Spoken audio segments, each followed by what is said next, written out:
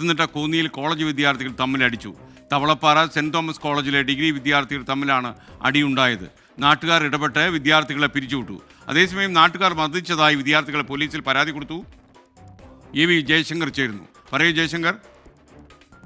ഇന്ന് വൈകിട്ട് 4 മണിയോട് കൂടിയാണ് പത്തനംതിട്ട കോന്നി പയ്യാമണ്ണിൽ ഇത്തരത്തിൽ കോളേജ് വിദ്യാർത്ഥികൾ തമ്മിൽ സംഘർഷമുണ്ടായത്. തവളപ്പാറ സെന്റ് തോമസ് കോളേജിലെ വിദ്യാർത്ഥികൾ തമ്മിലാണ് തമ്മിലടി ഉണ്ടായത്. പൊതുസ്ഥലത്ത് ബസ് സ്റ്റാൻഡിൽ പരിസരത്ത് വെച്ചായിരുന്നു അടുത്തൊക്കെ വെച്ചായിരുന്നു ഇത്തരത്തിലുള്ള ഒരു പ്രശ്നം. എന്തായാലും ഈ കുട്ടികൾ തമ്മിൽ പ്രശ്നം ഉണ്ടായതോടുകൂടി നാട്ടുകാർ ഇടപെട്ടു. കുട്ടികൾ പിരിഞ്ഞു പോകണമെന്നൊരു ആവശ്യം നാട്ടുകാർ മുന്നോട്ട് വെച്ചു. ഇത് കുട്ടികൾ തയ്യാറാകാതെ വന്നതോടുകൂടി ഈ വിദ്യാർത്ഥികളായ ആളുകളെ നാട്ടുകാർ കൈകാര്യം ചെയ്യുന്ന ഒരു ആക്ഷേപമുണ്ട്. അങ്ങനെ നാട്ടുകാരുടെ ഒരു ഇടപെടലോട് കൂടിയാണ് ഈ കുട്ടികൾ എന്തായാലും പിരിഞ്ഞു പോകാൻ തയ്യാറായത്. ഈ ഒരേ കോളേജിലെ വിദ്യാർത്ഥികൾ തന്നെ 2 സംഘങ്ങളായി ചേർന്നുകൊണ്ടായിരുന്നു ഇത്തരത്തിൽ പൊതുവിടത്ത് വെച്ച ഒരു സംഘർഷാവസ്ഥയിലേക്ക് കാര്യങ്ങൾ പോയി. എന്തായാലും പോലീസ് സംബന്ധിച്ച് പറയുമ്പോൾ മദ്യപിച്ചെത്തിയ ചിലരാണ് ഇത്തരത്തിൽ പ്രശ്നങ്ങൾ ഉണ്ടായതെന്നും ഒപ്പം തന്നെ ഈ നാട്ടുകാരെ മർദ്ദിച്ചതുമായി ബന്ധപ്പെട്ട വിദ്യാർത്ഥികൾ ഇത്തരത്തിൽ പരാതി നൽകിയിട്ടുണ്ട്. ഈ പരാതിയുമായി ബന്ധപ്പെട്ട അന്വേഷണം നടക്കുകയാണ്. പരാതിയിൽ കഴമ്പുണ്ടെന്ന് ബോധിച്ചാൽ വിദ്യാർത്ഥികളുടെ പരാതിയിൽ കേസെടുക്കുമെന്നാണ് പോലീസ് പറയുന്നത്.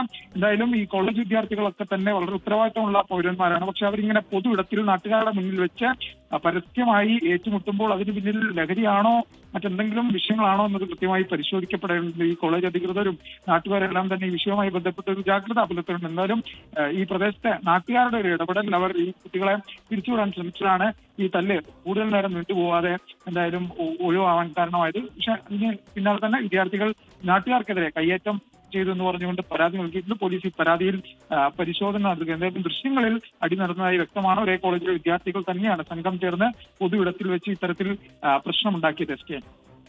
Okay, thank you Jaishankar.